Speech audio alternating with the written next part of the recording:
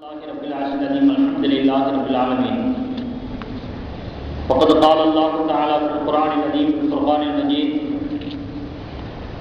وإذا سمعوا ما أنزل إلى الرسول ترى عينهم تفيض من الدمع مما عرفوا من الحق يقولون ربنا آمنا فاكتبنا مع الشاهدين صدق الله العظيم. قال نبينا رسول الله صلى الله عليه وسلم من صلى صلاتنا واستقبل قبلتنا واكل ذبيحتنا فذلك المسلم الذي له ذمة الله وذمة رسوله فلا تحقر الله في ذمته او كما قال عليه الصلاة والسلام. நிறையுடைய வாழ்வழித்து நெடுநிலத்தை காப்பதற்கு மறையளித்த இறைவனுக்கே மாபெரும் புகழளித்தும் சத்திய தூதராம் நபிகள் நாயகம் ஸல்லல்லாஹு அலைஹி வஸல்லம் அவர்களின் மீதும் அவர்களின் வழிவாழ்ந்த சத்திய சஹாபா பெருமக்கள் மீதும் நம் அனைத்து நல்லடியார்களின் மீதும் ஏக வல்லோனின் சாந்தியும் சமாதானமும் என்றென்றும் நின்று நிலவட்டுமாக. அஸ்ஸலாமு அலைக்கும் வரஹ்மத்துல்லாஹி தஆலா வ பரகாத்துஹு. கண்ணியத்திற்குரிய இஸ்லாமிய பெரியோர்களே, சகோதரர்களே, குர்ஆன் ஹதீஸினுடைய ஒளியிலே சட்டங்களை வகுத்து தந்திருக்கிற நம்முடைய அறியாமையின் காரணத்தினால் குர்ஆன் ஹதீஸை சரியான கண்கொண்டு சத்தியத்தை விளங்க முடியாத ஒரு சூழ்நிலையிலே அந்த குர்ஆனை ஹதீஸுகளை ஆய்வுகள் செய்து அதற்காக தன்னுடைய வாழ்க்கையை அர்ப்பணித்த இமாம்களுடைய கண்ணியத்தை, மரியாதையை, வரலாற்று பின்னணியை நாம் அறிந்து வைத்துக் கொள்ள கடமைப்பட்டிருக்கிறோம். அதன் வழி நடக்கவும் நாம் கடமைப்பட்டிருக்கிறோம். அந்த அடிப்படையிலே பிரசித்தி பெற்ற இமாம்களான அபூ ஹனீஃபா ரஹ்மத்துல்லாஹி, ஷாஃபி ரஹ்மத்துல்லாஹி, மாலிக் ரஹ்மத்துல்லாஹி, அஹ்மது இப்னு ஹம்பல் ரஹ்மத்துல்லாஹி, இவர்களுடைய வரலாறு பிரசித்தி பெற்றது. அவர்களால் வழங்கப்பட்ட சட்டத்திட்டங்கள், ஃபிக்ஹ் நூல்கள் உலகளவிலே பின்பற்றப்பட்டு வரக்கூடிய ஒரு விஷயம். ஆகையினால் இமாம்களுடைய வரலாற்று நிகழ்வுகளை, தீனுக்காக தன்னுடைய வாழ்க்கையை அர்ப்பணித்த அந்த ஒரு தியாகத்தை நாம் நினைவுகூர கடமைப்பட்டிருக்கிறோம் என்ற நன்னோக்கிலே இமாம் அபூ ஹனீஃபா ரஹ்மத்துல்லாஹி அவர்களுடைய வரலாற்றை பற்றி நாம் இப்பொழுது தெரிய இருக்கிறோம். கண்ணியத்திற்குரியவர்களே, 4 கலீஃபாக்களான அபூபக்கர் சித்தீக் ரலியல்லாஹு தஆலா அன்ஹு, உமர் ரலியல்லாஹு தஆலா அன்ஹு, உஸ்மான் ரலியல்லாஹு தஆலா அன்ஹு, அலி ரலியல்லாஹு தஆலா அன்ஹு, இந்த 4 கலீஃபாக்களும் நபிகள் நாயகம் ஸல்லல்லாஹு அலைஹி வஸல்லம் அவர்களுடைய மரணத்திற்கு பிறகு அல்லாஹ்வுடைய ஆட்சியை நிறுவினார்கள். அதிலே உமர் ரலியல்லாஹு தஆலா அவர்களுடைய ஆட்சி காலங்களிலே கிழக்கு ரோம் ராஜ்யம், பாரசீக ராஜ்யம், இவைகளிலே பெரும்பாலான பகுதிகள் இஸ்லாமிய சாம்ராஜ்யமாக ஆகிவிட்டது. அந்த பகுதிகளிலெல்லாம் வெகு வேகமாக இஸ்லாம் பரவத் தொடங்கியது. அப்ப அந்த பகுதிகளிலே வாழக்கூடிய அபூ ஹனீஃபா ரஹ்மத்துல்லாஹி அவர்களுடைய முப்பாட்டனார் ஜூதி என்பவர் ஈரானுடைய தெற்கு பகுதியில் இருக்கக்கூடிய பாரஸ் என்ற மாகாணத்திலே வாழ்ந்து கொண்டிருக்கிறார். அவர் இஸ்லாத்தினுடைய பரவல் தாக்கம் நிமித்தமாக, வேகமாக இஸ்லாம் பரவக்கூடியதனுடைய எதிரொலியாக, தாக்கமாக அரபு நாட்டுக்கு வருகை தருகிறார், ஈராக்குக்கு வருகை தருகிறார். அதிலேயும் கூஃபா நகருக்கு வருகை தருகிற சமயத்திலே அலி ரலியல்லாஹு தஆலா அவர்களுடைய ஆட்சி நடந்து கொண்டிருக்கிறது. அலி ரலியல்லாஹு தஆலா அவர்களுக்கு முன்பாகவே அவர்கள் இஸ்லாத்தை தழுவுவதாக வரலாற்றிலே பதிவு செய்யப்பட்டிருக்கிறது. இந்த கூஃபா நகர் கிலாபத்தினுடைய தலைமையமாக இருக்கின்ற காரணத்தினாலே கூஃபாவிலேயே குடியேறி விடுகிறார், சிட்டிசன் ஆகி விடுகிறார். அபூ ஹனீஃபா ரஹ்மத்துல்லாஹி முப்பாட்டனார். அபூ ஹனீஃபா ரஹ்மத்துல்லாஹியுடைய தகப்பனார் பேர் சாபித். அவர்கள் பிறந்த உடனேயே அவர்களுடைய தகப்பனார் அபூ ஹனீஃபா ரஹ்மத்துல்லாஹியுடைய தகப்பனார் சாபித், அவங்க பிறந்த உடனேயே அவங்களுடைய தகப்பனார் கூஃபா நகருக்கு வர்றாங்க குழந்தையை தீங்கிட்டு. அலி ரலியல்லாஹு தஆலா இடத்துல வர்றாங்க. அப்போ அலி ரலியல்லாஹு தஆலா அவர்கள் அந்த குழந்தைக்காகவும் அந்த குழந்தையினுடைய வாரிசுக்காகவும் துஆ செய்கிறார்கள். இதுவும் ஒரு வரலாற்று செய்தி. ஹிஜ்ரி 80 அபூ ஹனீஃபா ரஹ்மத்துல்லாஹி இவர்கள் பிறக்கிறாங்க. அப்போ அவர்களுடைய தகப்பனார் சாபித்துக்கு 40 வயசாகிறது. பிறந்த அபூ ஹனீஃபா ரஹ்மத்துல்லாஹி இவர்களுக்கு நுஅமான் என்பதாக பெயர் வைக்கப்படுகிறது. அவர்களுடைய இயற்பெயர் நுஅமான். அபூ ஹனீஃபா என்பது மறுபெயர். அதாவது ஹனீஃபா என்ற ஒரு மகள் இருந்தாங்க, அதுக்காக அந்த மகளை வச்சு அபூ ஹனீஃபான்னு பெயர் வந்துச்சு என்பதாக சொல்லப்பட்டாலும் கூட உண்மையிலேயே அபூ ஹனீஃபா என்ற பெயர் வந்ததற்கு காரணம் அனைத்து கோணலான மார்க்கங்களிலிருந்து விலகி நேரான மார்க்கத்தின் பக்கம் நிற்கக்கூடிய மார்க்கத்தின் தந்தை அப்படிங்கிற ஒரு அர்த்தத்துல தான் அபூ ஹனீஃபா என்பதாக சொல்லப்படுகிறது. இமாமுல் ஆலம் என்பது சமுதாயம் அவர்களுக்கு வழங்கிய பட்டம். இமாமுல் ஆலம் அப்படிங்கிறது இது அவர்களுடைய பிறப்பினுடைய ஆரம்ப காலங்களிலே இருக்கக்கூடிய ஒரு குறிப்பு தான். அடுத்த செய்திக்கு நாம் வருவோமையானால், அபூ ஹனீஃபா ரஹ்மத்துல்லாஹி இவர்கள் வாழ்ந்த சமகாலத்திலேயே பல சஹாபாக்களை சந்தித்திருக்கிறார். சில சஹாபாக்களை சந்தித்திருக்கிறார் அவர்கள் வாழ்ந்த காலத்தில். அனஸ் இப்னு மாலிக் ரலியல்லாஹு தஆலா, ஸஹல் இப்னு ஸஈத் ரலியல்லாஹு தஆலா, அப்துல்லா இப்னு அவ்ஃபா ரலியல்லாஹு தஆலா, அபூ தஃப் இப்னு வாசிலா ரலியல்லாஹு தஆலா, இந்த 4 சஹாபாக்களையும் நேரடியாக பார்த்திருக்கிறார்கள், சந்தித்திருக்கிறார்கள் அபூ ஹனீஃபா ரலியல்லாஹு வாழ்ந்த காலத்தில். இன்னும் கூடுதலாக 4 சஹாபாக்களை, மொத்தம் 8 சஹாபாக்களை பார்த்திருக்கிறாங்க என்பதாகவும் ஒரு வரலாற்று செய்தி இருக்கிறது. இது ஒரு விஷயத்தையும் நம்ம நினைவில் கொள்ளணும். அடுத்து இமாம் அபூ ஹனீஃபா ரஹ்மத்துல்லாஹி அவர்களுடைய பொருளாதார பின்னணி என்ன அப்படின்னு சொன்னா, இமாம் அவர்களுடைய குடும்பம் வணிக குடும்பம். இமாமுல் ஆலம் அபூ ஹனீஃபா ரஹ்மத்துல்லாஹி அவர்கள் வறுமையை அறியாதவர்கள், செல்வமாகவும் செல்லமாகவும் வளர்க்கப்பட்டவர்கள். அவர்களுடைய காலத்துல பாத்தீங்கன்னா மக்கள் எல்லாம் கஸ்ஸு என்று சொல்லக்கூடிய ஆடையை விரும்பி அணிவாங்க. அதுதான் அதிகமாக அணிகிறது. அந்த ஆடைகளை நெய்யக்கூடிய தொழிற்சாலை வைத்திருந்தார்கள், தொழிற்கூடம் வைத்திருந்தார்கள். அதிலே ஏராளமான தொழிலாளர்கள், பணியாளர்கள் வேலை செய்தார்கள். ஒரு தொழில் அதிபராக இருந்திருக்கிறார். மொத்த வியாபாரமும் செய்வாங்க, சில்லறை வியாபாரமும் செய்வாங்க. மட்டுமின்றி அவர்களுடைய பொருட்கள் எல்லாம் வெளிநாடுகளுக்கு ஏற்றுமதி செய்யப்படும். அந்த அளவுக்கு கொடி கட்டி பறந்தாங்க வணிகத்தில், தொழிலில். இப்படி காலம் கடந்து கொண்டிருக்கிற வாழ்க்கையினுடைய சக்கரம் நகர்ந்து கொண்டிருக்கக்கூடிய நிலையில ஒரு திருப்பு முனை ஏற்படுகிறது அபூ ஹனீஃபா ரஹ்மத்துல்லாஹி வாழ்க்கையில. என்னன்னா, ஒரு தடவை ஷாபி என்ற மிகப்பெரிய ஒரு அறிஞருடைய மஜ்லிஸை கடந்து போறாங்க. அப்போ ஒரு இமாம் அபூ ஹனீஃபா ரஹ்மத்துல்லாஹி அவர்களை பார்த்து சொல்றாங்க, நீங்க எங்கே போறீங்க? பூனிபுரத்தில் சொல்றாங்க, நான் சந்தைக்கு போறேன். உடனே அந்த ஷாபி அந்த அறிஞர் சொல்றாரு, நான் அடிக்கடி போறது அறிஞர்களுக்கு தான், சந்தைக்கு போறது இல்லை அப்படின்னு சொல்றாரு. அபூ ஹனீஃபா ரஹ்மத்துல்லாஹி சொல்றாங்க, நான் அறிஞர்களிடத்துல போறது ரொம்ப அரிது, சந்தைக்கு தான் நான் அடிக்கடி போறேன் அப்படின்னு. அப்போ ஷாபி என்கிற அந்த அறிஞர் அவர்கள் சொல்றாங்க, நீங்க ஒரு துடிப்பான இளைஞராக இருக்கிறீங்க, திறமையான ஆற்றல் மிக்க ஒரு இளைஞராக இருக்கிறீங்க. உங்களுடைய கவனத்துக்கு நான் சொல்லி வைக்கிறேன், உங்களுடைய அறிவை நல்ல முறையில் பயன்படுத்துங்கள். அதிகமாக அறிஞர்களோடு அமருங்கள், அறிஞர்களுடைய சகவாசத்தை ஏற்படுத்திக் கொள்ளுங்கள் என்பதாக ஒரு உபதேசம் வழங்குறாங்க அந்த ஷாபி. நீங்க நடைமுறையிலேயே நம்ம பார்க்கிறோம், எப்படியெல்லாம் வாழ்க்கையில வாழ்ந்துகிட்டு இருப்போம்.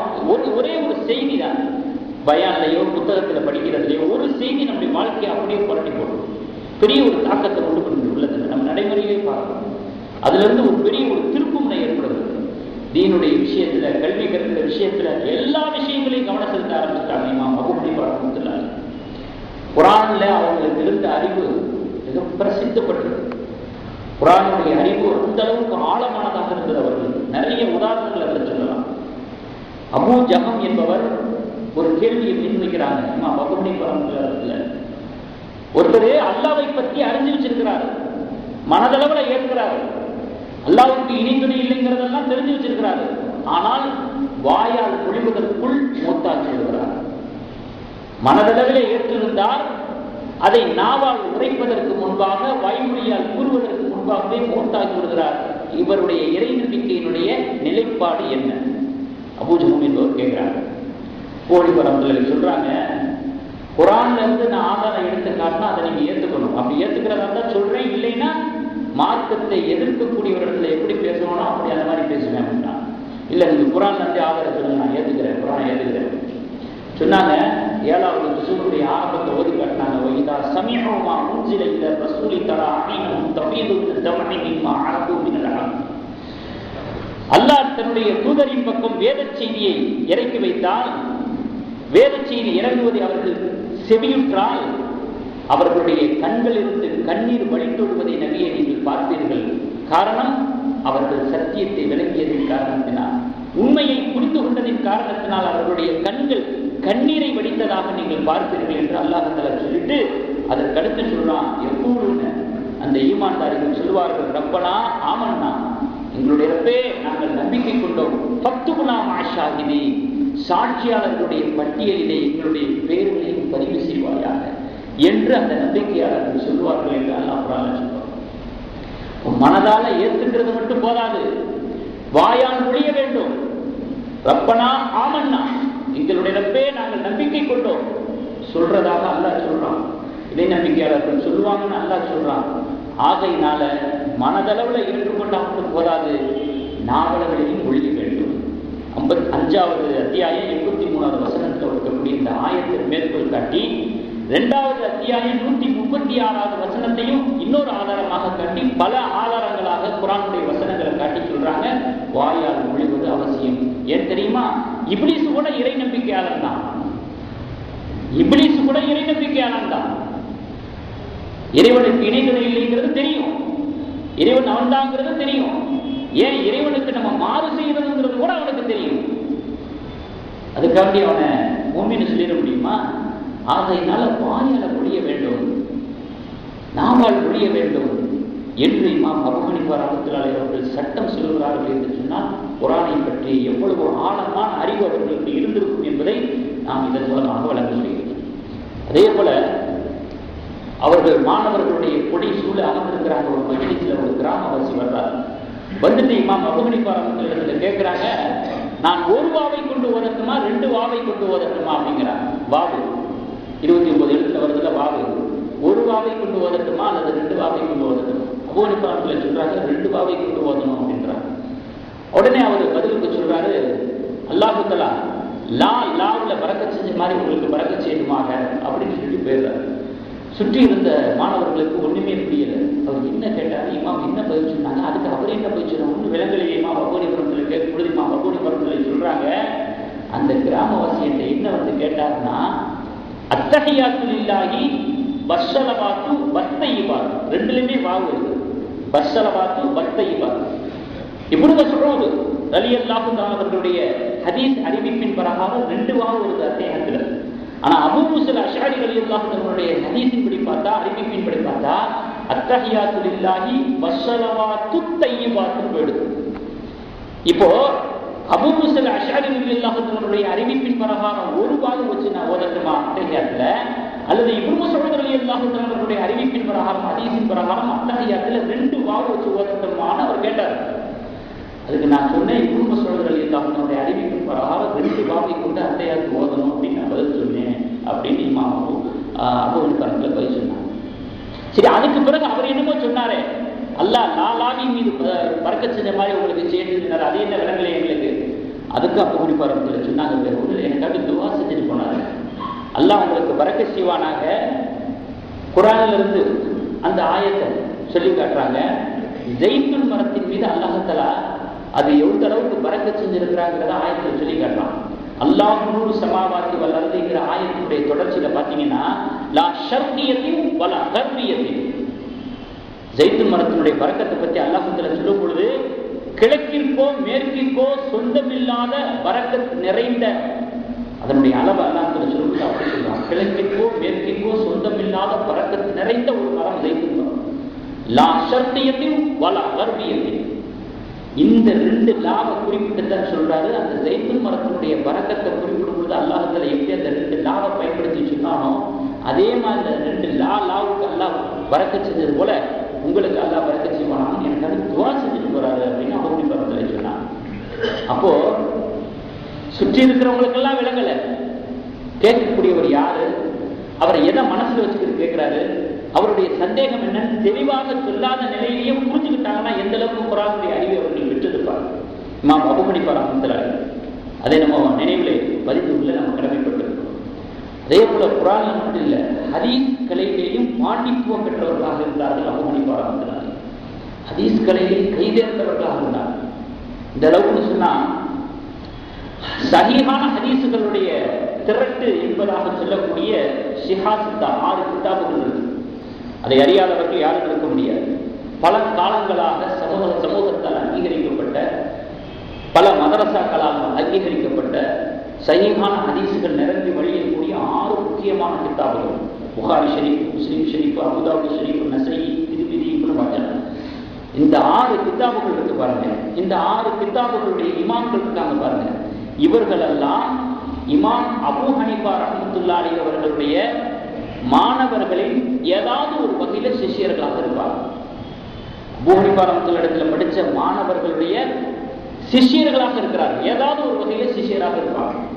அந்த அளவுக்கு ஹதீஸ் கலையில கைதேர்ந்தவர்களாக, பாண்டித்துவம் பெற்றவர்களாக இமாம் அபூ ஹனீஃபா ரஹ்மத்துல்லாஹி அலைஹி அவர்கள் இருந்திருக்கிறார்கள் என்பதையும் அவர்களுடைய வரலாற்றிலே நாம் அறிய முடியும்.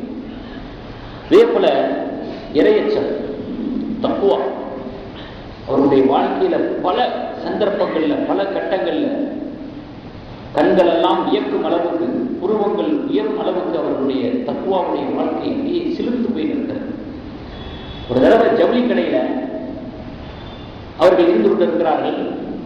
அவர்களுக்கு சொந்தமான அந்த கடையினுடைய பணியாளர் துஆ செய்கிறாரு, யா அல்லாஹ், எங்கள் இறைவா, எங்களை எல்லாம் சுவனத்திலே புகச் செய்வாயாக, நுழைய செய்வாயாக அப்படின்னு சொல்றாரு. உடனே அபூ ஹனீஃபா ரஹ்மத்துல்லாஹி அலைஹி அவர்கள் அப்படியே அதிர்ச்சி அடைந்தவர்களாக, கவலை தெரிந்தவர்களாக, ஒரு விதமான ஒரு மனோநிலைக்கு மாறி கடையை மூட சொல்லி உத்தரவிடுறாங்க. பணியாளர் கடையை மூடிட்டார். மறுநாள் காலையில வர்றாங்க. அந்த பணியாளரை அழைச்சி சொல்றாங்க, துஆ செஞ்சது அல்ஹம்துலில்லாஹ், அல்லாஹ் நரகத்திலிருந்து நம்மளை காப்பாற்றினாலே போதாதா? அதுவே பெரிய விஷயமாச்சே. அல்லாஹ் நரகத்துல நம்மளை நுழைவிக்காம இருக்கிறதே பெரிய விஷயம். சுவனத்தை அல்லாஹ்விடத்துல கேட்கறதுக்கு நமக்கு என்ன தகுதி இருக்குது? சுவனத்தை ஆசிப்பதற்கு நம்ம இடத்துல என்ன தகுதி இருக்குது? என்ன அப்படின்னு நம்ம அர்ப்பணிப்பு செஞ்சுட்டோம். அவர்களுடைய மனோநிலையில சிந்திச்சு சொல்றாங்க. அவர்களுடைய அந்தஸ்துக்கு தகுந்தவாறு அவருடைய சிந்தனை எப்படி எழுதுகிறது பாருங்க என்பதாக சொல்லி அழுதார்கள் இமாமுல் ஆலம் அபூ ஹனீஃபா ரஹ்மத்துல்லாஹி அலைஹி.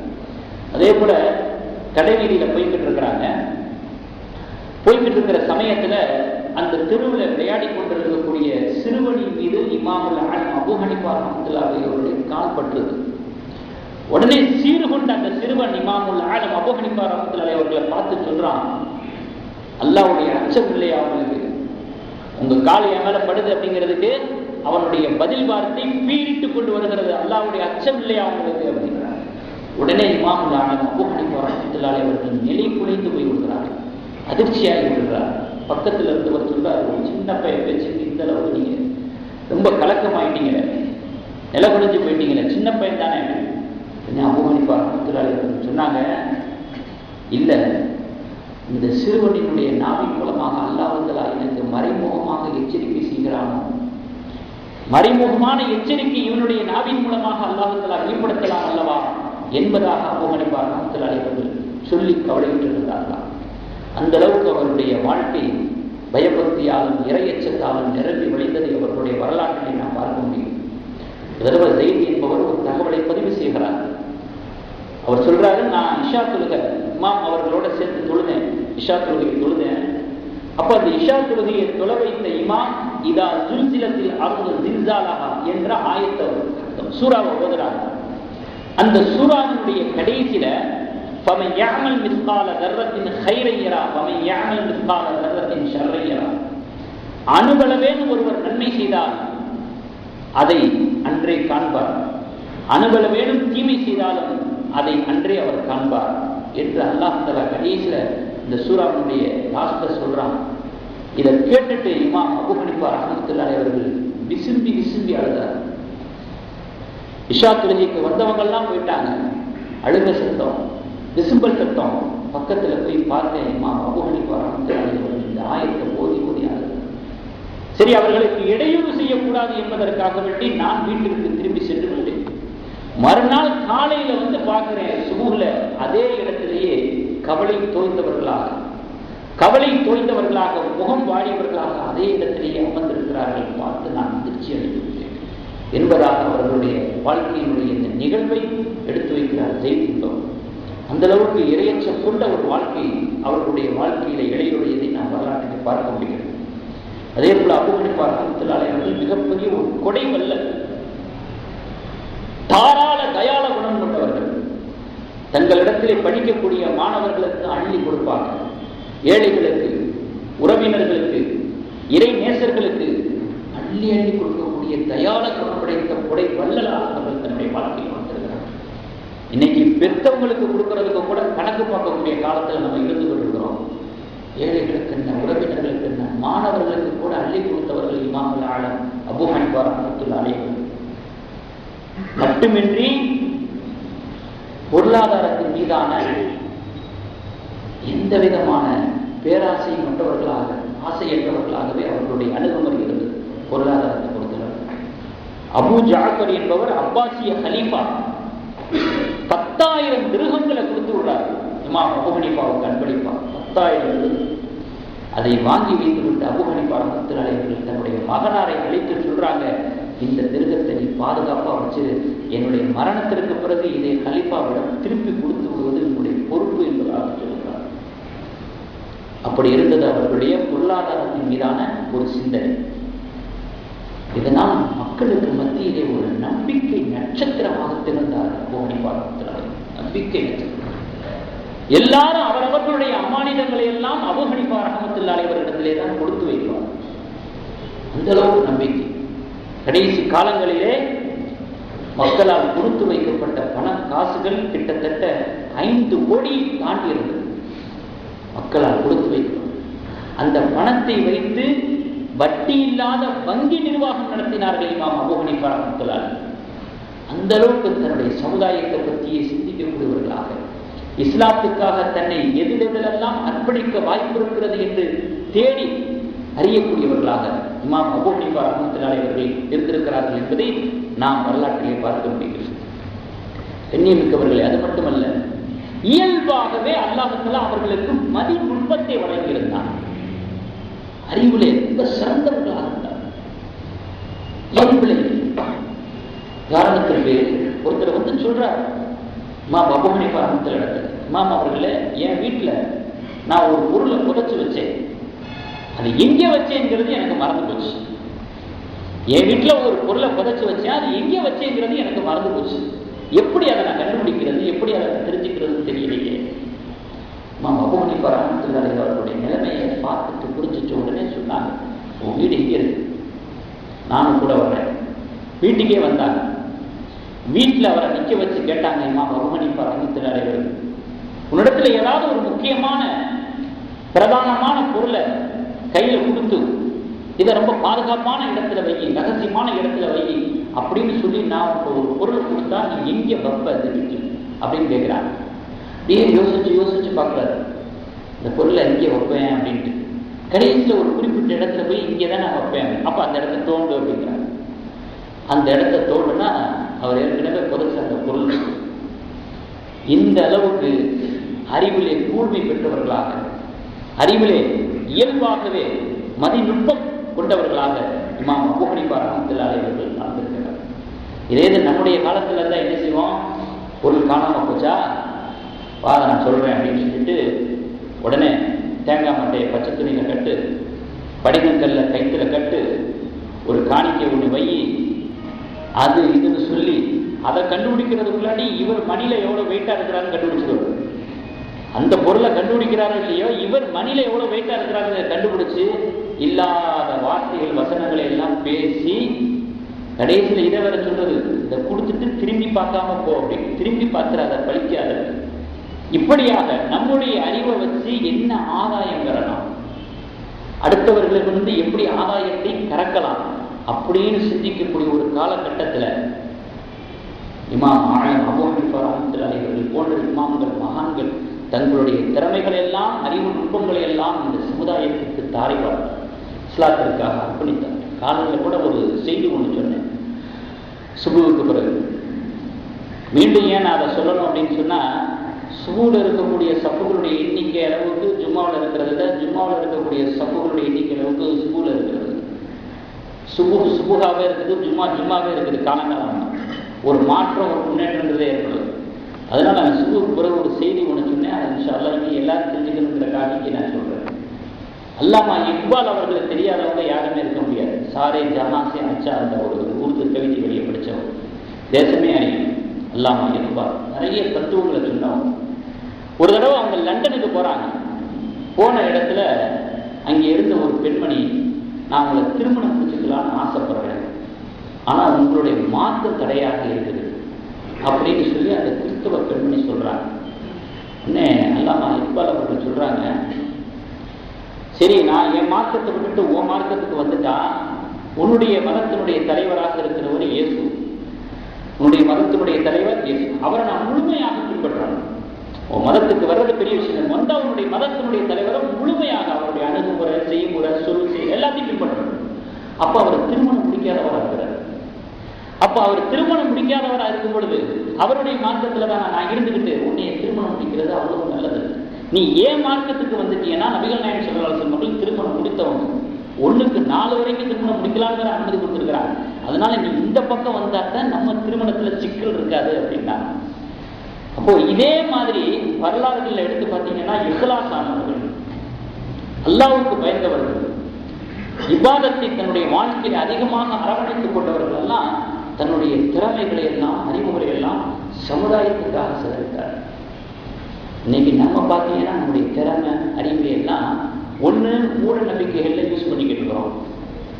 அப்படி இல்லைன்னா உலக ஆதாயத்துக்காக யூஸ் பண்ணிக்கிட்டு இருக்கிறோம்.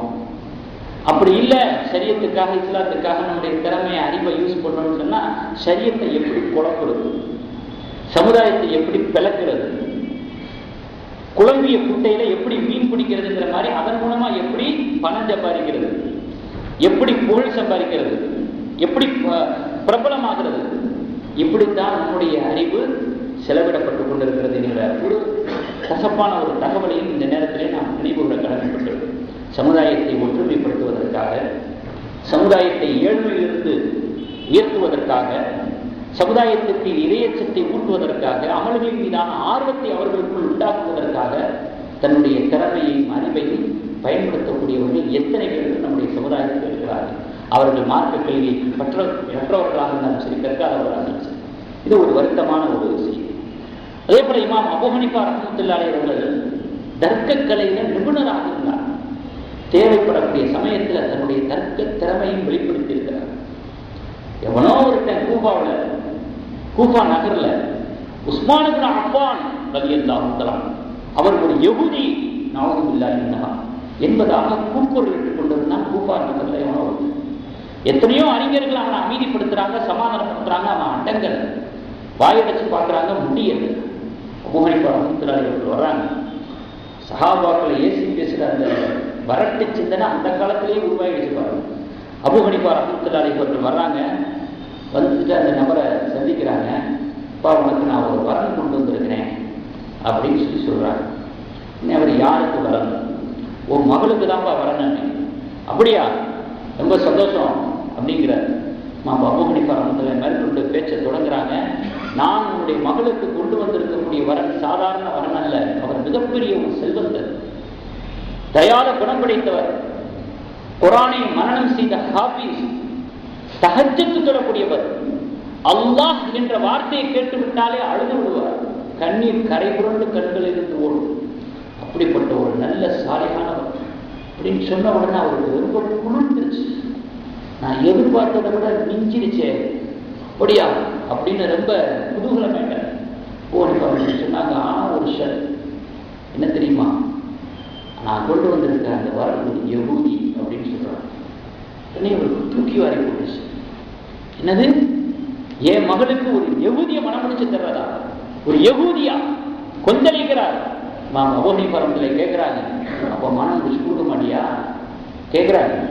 அது எப்படி நான் மனம் முடிச்சு கொடுப்பேன்? அப்போ நபிகள் நாயகம் ஸல்லல்லாஹு அலைஹி வஸல்லம் அவர்கள் மட்டும் தன்னுடைய மகளை ஒரு யஹூதிக்கு மனம் முடிச்சு கொடுப்பாங்க? உஸ்மான் ரலியல்லாஹு அன்ஹு அவர்கள் யாரு? நபி ஸல்லல்லாஹு அலைஹி வஸல்லம் மருமகன் உம்மு குல்ஸும் ரலியல்லாஹு தஆலா அவர்களை மனம் முடிச்சு கொடுத்துருக்காங்க. அவங்க மட்டும் ஒரு யகூதிக்கு மனம் முடிச்சு கொடுப்பாங்களா? அப்படியே தௌபா செஞ்சுட்டார், தன்னுடைய தவறை உணர்ந்தவர். ஆக இமாம் அபூ ஹனீஃபா ரஹ்மத்துல்லாஹி அலைஹி அந்த இஹ்லாஸ், தக்வா, தூய்மையான வாழ்க்கை, அது எத்தனை பேர்களுடைய உள்ளங்களை திருத்தி இருக்கிறது, தவறை உணர்த்த செய்திருக்கிறது. அந்த இஹ்லாஸ் மண்டலத்தில் இருக்குமே, ஆனால் நிச்சயமாக இருக்க வேண்டும். அல்லாஹ் தந்தர் முடிவானா. அந்த அளவுக்கு தன்னுடைய வாழ்க்கையை மிகப்பெரிய ஒரு பிரசித்தி பெற்ற ஒரு மாற்றங்களை ஏற்படுத்தியவர்கள் இமாம் அபூ ஹனீஃபா ரஹ்மத்துல்லாஹி அலைஹி. ஆக நபி ஸல்லல்லாஹு அலைஹி வஸல்லம் காலத்திற்கு நெருக்கமாக வாழ்ந்தவர்களே இவ்வளவு விபரீதமாக சிந்தித்திருக்கிறார்கள், ஆபத்தான சிந்தனைகளை கொண்டிருக்கிறார்கள் என்று சொன்னால், நம்முடைய இந்த காலத்துல சஹாபாக்களை தூக்கி எரிஞ்சு பேசுறவங்க ரொம்ப ஆச்சரியப்படுறதுக்கு ஒண்ணு. கம்ப்யூட்டர் வந்துருச்சுங்கிறதுக்காக வேண்டி, எல்லா தகவலும் உள்ளங்கையில் இருக்குதுங்கிறதுக்காக வேண்டி சஹாபாக்களை தூக்கி எரிஞ்சு பேசுறது, கண்ணீர் புரிவு பேசுறது, ஏசி பேசுறது. அபூ ஹுரைராவுக்கு அல்லாஹ் பாதுகாக்கணும், அபூ ஹுரைராவுக்கு காண்டத்தை பற்றி என்ன தெரியும்? ஒரு சஹாபி ஒரு விஷயத்தை தெரிஞ்சுக்கிட்டே மறைச்சாரு, ஒரு சஹாபி கலகம் பண்ணாரு, ஒரு சஹாபி பதவி ஆசை பிடிச்சார். என்ன பேச்சு! எல்லாம் பாதுகாப்பானா? ஒரு விஷயத்தை நல்லா தெரிஞ்சுக்கணும். மனிதர்கள் 4 வகையினர்களாக இருக்கிறாங்க. முதலாவது வகையினர் என்ன அப்படின்னு சொன்னா, தனக்கு என்னென்னலாம் தெரியுமோ அதெல்லாம் தனக்கு தெரியும்னு அறிஞ்சு வச்சிருப்பாங்க. இவங்க அறிஞர், இவர் பின்பற்றலாம். 2வது வகையான மனிதர்கள் தனக்கு என்ன தெரியும் அப்படிங்கிறத அவருக்கு தெரிஞ்சு வச்சிருப்பாரு, தனக்கு தெரியுங்கிறத தெரியாம இருப்பாரு, அறிஞ்சு வச்சிருக்கிறத அறியாம இருப்பார். இப்படிப்பட்ட வகையை சார்ந்தவர்கள். இவர்கள் தூக்கத்தில் இருக்கிறவங்க மாதிரி, இவங்களை வெளிப்படைய செய்ய வேண்டும். 3வது வகையினர் யாருன்னு கேட்டா, தனக்கு இதெல்லாம் தெரியலைங்கிறத தெரிஞ்சு வச்சிருப்பாங்க, இதெல்லாம் தனக்கு தெரியாது அப்படிங்கிறத தெரிஞ்சு வச்சிருப்பாங்க. 3வது வகையினர். இவரெல்லாம் அப்பா வேண்டும், இவர்களுக்கு வழிகாட்டப்பட வேண்டும். 4வது வகையினர்கள் இருக்காங்க பாருங்க, தெரியாத விஷயங்களை எல்லாம் தனக்கு தெரிஞ்சது மாதிரி பேசுவாங்க. இவர்கள் மூடர்கள். இவர்கள் முற்றிலும் நாம் தவிர்த்து கொள்ள வேண்டும். இமாம்களுடைய காலத்திலேயே வாழ்ந்து கிடைச்சிட்டது மாதிரியும், சஹாபாக்களுடைய வாழ்க்கையெல்லாம் உத்து கவனித்தது மாதிரியும் வார்த்தை ஒடுக்க வேண்டாமா, அல்லாஹ்வுடைய அச்சம் வேண்டாமா? எவ்வளவு காலங்களுக்கு பிந்தி நம்ம இருக்கிற ஒரு கம்ப்யூட்டரை நம்பி கண்ணுக்கு தெரியக்கூடிய வார்த்தைகளை நம்பி அவர்களுடைய கண்ணியத்தின் மீது சேரை காற்றி வீசுவது அருமையை உடம்பை பரிசீலனம். ரொம்ப கவலையான விஷயம். இந்த மாதிரி இமாம்களுடைய எதிர்ப்பு சிந்தனை, மதுஹபுகளுடைய மறுப்பு சிந்தனை எல்லாரும் நினைச்சுட்டு இருக்கிறாங்க தமிழகத்துல 20 ஆண்டுகளுக்கு முன்பாக உருவானது இல்ல, 200 வருஷங்களுக்கு முன்பாகவே உருவாகிடுச்சு. இமாம்களின் மீதான எதிர்ப்பு சிந்தனையும் மதுஹபுகளின் மீதான மறுப்பு சிந்தனையும் 200 வருஷத்துக்கு முன்பாக ஆங்கிலேயர்களுடைய காலத்தில் அப்துல் ஹக் பனாரஸ் என்பவர் அதற்கு நிறுவனராக இருக்கிறார், அந்த அமைப்பை துவக்கியவராக இருக்கிறார். ஆங்கிலேயர்களுடைய சூழ்ச்சி, இஸ்லாமியர்களும் இந்துக்களும் ஒன்றாக இருக்கிற வரை இந்தியாவை வெல்ல முடியாது என்கிற காரணத்தினால் பிரித்தாளும் சூழ்ச்சியை கையாண்டான் ஆங்கிலேயர்.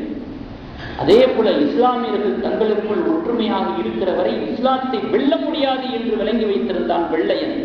ஆகையினால் இஸ்லாத்திற்குள் குழப்பத்தை உண்டு கொள்வதற்கு திறமையாளர்களை தேடினான், பன்மொழி தெரிந்தவர்களை தேடினான், அறிவு ஜீவிகளை தேடினான், அரபை நல்ல முறையில் கற்று தேர்ந்தவர்களை தேடினான். அவர்களை வைத்து விளையாடினான் வினயமாக போய்விட்டான். தான் ஆடாவிட்டாலும் தசையாடும் என்று சொல்லுவார்களே, அவன் இல்லாட்டா கூட அவன் என்ன இன்னைக்கு நடந்துகிட்டு, அவன் ஆள் இல்லை, அவன் போயிட்டான், ஆனா அவனுடைய எண்ணங்கள் நடந்து கொண்டிருக்க சண்டேசுக்குமா இல்லையா? இதனால எவ்வளவு பெரிய பலம் குறைந்தவர்களாக குன்றியவர்களாக நாம் அடிக்கடி வளர்ந்து கொண்டே வருகிறோம். நமக்குள் இருக்கக்கூடிய கொள்கை குழப்பங்கள், அந்த குழப்பம், இந்த குழப்பம், கோஷ்டி குசல், இதனால் நலிவடைந்து கொண்டே போகும். அவன் துவக்கி வச்சுட்டு போனான், ஆனாலும் அவன் விதைச்சது நீக்கமடையும். அது விளைந்து கொண்டுதான் அல்லாஹ் பாதுகாப்பான் நம்முடைய சமுதாயத்தை. அடுத்து அபூ ஹனீஃபா ரஹ்மத்துல்லாஹி அலைஹி அவர்களிடத்துல பெருமானார் ஸல்லல்லாஹு அலைஹி வஸல்லம் அவருடைய குடும்பத்தை சார்ந்த அஹ்லுல் பைத்தை சார்ந்த வாக்கிர் என்பவர்கள் மதீனாவில் முதல் அபூ ஹனீஃபா அவர்களை சந்திக்கிறாங்க. அவர்கள் யாருன்னு கேட்டா ஜாஃபர் சாதிக் ரஹ்மத்துல்லாஹி அலைஹி அவர்களுடைய தகப்பனார். அபூ ஹனீஃபா அவர்களை பார்த்து கேட்கிறாங்க, நீங்க தான் இந்த குர்ஆன் இந்த ஹதீஸ்களுக்கெல்லாம் நேரடியாக கருத்து கொண்டு சட்டம் கூறாமல் ஒப்புநோக்கு சிந்தனையில சட்டம் சொல்ற அபூ ஹனீஃபா நீங்க தானான்னு கேட்கிறாங்க. என்ன வார்த்தை இருக்கோ அப்படியே டிரான்ஸ்லேஷன் பண்ணிட்டு சட்டத்தை சொல்லிட்டு போகாம அதை ஒப்புநோக்கு சிந்தனையோட இந்த ஹதீஸில் இது விளங்க முடிகிறது அப்படின்னு சொல்லிட்டு நீ ஒப்புநோக்கு சிந்தனை பண்ற அந்த இமாம் நீங்க தான் சொல்லி இந்த பாக்கிர் என்பவர்கள் கேட்கிறார். இதன் மூலமாக என்னுடைய பாட்டனாருடைய மார்க்கத்திலே மாற்றத்தை ஏற்படுத்த துணிகிறீரா என்பதாக கேட்டார்.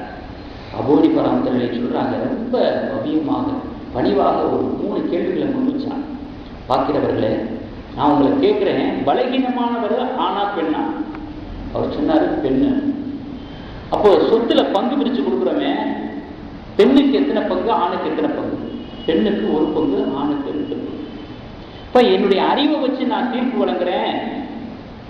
நான் இந்த மாதிரி சட்டங்களை வகுக்கிறதுல என்னை முன்னிலைப்படுத்தி நான் அந்த சட்டங்களை வகிக்கிறேன்னு சொன்னா நான் என்ன செஞ்சிருப்பேன் தெரியுமா?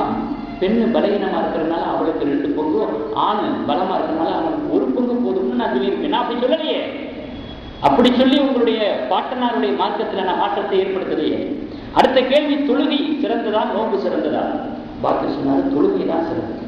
நான் என்னுடைய அறிவை கொண்டு தீர்ப்பு செய்கிறவனாக இருந்தால் மாதவிடாய் காலத்துல பெண்கள் தொழுகையை மீண்டும் கலா செய்ய வேண்டும், விடுபட்ட தொழுகைகளை கலா செய்ய வேண்டும், நோன்பை கலா செய்ய வேண்டிய அவசியம் இல்லை என்று நான் தீர்ப்பு வழங்கியிருப்பேன். நான் அப்படி சொல்லலையே. அப்படி நான் சொல்லலையே. தொழுகை சிறப்பானதாக இருந்தாலும் கூட மாதவிடாய் காலத்தில் தொழுகையை திருப்பி தொழுவணும்னு நான் சொல்லலையே. நோன்பு மட்டும் இருந்தா போதும் தானே நான் சொல்றேன். அடுத்து, அதிகமான நஜீசு பவுலா மணியா? பவுல்னா சிறுநீர், மணினா விந்து. எது அதிகமான நஜீசு அப்படின்னு அபூ ஹனீஃபா கேட்டாங்க. ஓ பாக்கிர் என்பவர் சொன்னாரு, சிறுநீர் தான் அதிகமான நஜீசு. நான் என்னுடைய சுய அறிவை கொண்டு தீர்ப்பு வழங்கக்கூடியவனாக இருந்தால் சிறுநீர் கழித்தா குளிக்கணும், விந்து வெளிப்பட்டா ஒளி செஞ்சா போதும்னு நான் சொல்லியிருக்கேன். ஆனா நான் அப்படி சட்டம் சொல்லலையே. நான் அந்த மாதிரி ஒன்று சட்டம் வகுக்கலையே. ஆகையினால உங்களுடைய பாட்டனாருடைய மாற்றத்தில் எந்த விதமான மாற்றத்தையும் ஏற்படுத்தாத நீதி தான் இதுவரை நான் அடிச்சதை எண்ணி வந்து கொண்டிருக்கிறேன் அப்படின்னு சொன்ன உடனே பாக்கிர் அவர்கள் எழுந்து வந்து ஆற தழுவி வானக்க செய்து முகத்திலே முத்தமிட்டார்கள் என்பதாக வரலாற்றில் செய்தி பதிவு செய்யப்பட்டார்கள். இப்படி தப்பாக விளங்கியவர்கள் இன்றைக்கோ தன்னுடைய தவறை உணர்ந்து தௌபா செய்து கொண்டு விட்டார். அவர்களிடத்தில் இல்லாத அப்படி ஒரு துணிவு இந்த காலத்திலே உள்ளவர்களுக்கு வந்திருக்கிறது என்று சொன்னால் நிச்சயமாக அல்லாஹ் தஆலா மன்னித்தருள் புரிவானார். அதே போல பதவியை விரும்பாதவர்கள் அபூ ஹனீஃபா ரஹ்மத்துல்லாஹி அவங்க காலத்தில் ஆட்சி செய்து கொண்டிருந்தவர் மன்சூர், அரசர் மன்சூர் காஜி பதவியை கொடுக்கிறார். இமாம் அபூ ஹனீஃபா ரஹ்மத்துல்லாஹி அவர்கள் மறுத்து விட்டாங்க. மறுத்ததற்கு 3 காரணங்கள் சொல்றாங்க. நேரம் நம்மளுக்கு நெருங்கிடுச்சு, சுருக்கமாக சொல்றேன். 3 காரணங்களை சொல்லி மறுத்துட்டாங்க. உடனே இவங்களை சிறை வச்சா தான் சரியா வருவாரு அப்படின்னு சொல்லி ஜெயிலில் அடைச்சிடறாங்க. சிறையில் அடைச்சிட்டோம்னா உலகம் இந்த இமாமை மறந்துருன்னு நினைச்சிட்டாருன்னு நம்ம தெரியல. சிறையில் அடைச்சதுக்கு பிறகு பகதாதுல இருந்து 8 திசைகளிலிருந்து மாணவர்கள் ஆயிரக்கணக்கில் வர்றாங்க சிறைச்சாலைக்கு இமாம் அவர்களை சந்திக்கிறதுக்கு, இமாம் அவர்களை பார்க்கறதுக்கு. இவருக்கு பொறுமை தாங்கல. என்னுடைய ஆட்சியை புகழு, இல்லை நான் கொடுத்த பதவியை ஏற்றுக்கோ, இல்லைன்னா ஒவ்வொரு நாளும் 10 கதையடி அடிக்கப்படுவார் என்று அந்த அரசர் மன்சூர் மிரட்டுகிறார். உன்னுடைய மிரட்டலுக்கு அஞ்சியவன் நான் அந்த வேறால பாருட்டேன். அபூ ஹனீஃபா தன்னுடைய திட்டங்கள் எல்லாம் தவிடுபடியானவுடன் தாங்க முடியாமல் அவர்கள் சாப்பிடக்கூடிய உணவில் விஷத்தை கலந்திருந்தார். இமாம் அபூ ஹனீஃபா ரஹ்மத்துல்லாஹி அவர்களுடைய இறப்பு செய்தி, மரண செய்தி பகதாத் முழுவதும் காட்டு தீ போல பரவுகிறது. அணிதிரண்டு வந்து விட்டார், கூட்டம் கூட்டமாக விட்டார்.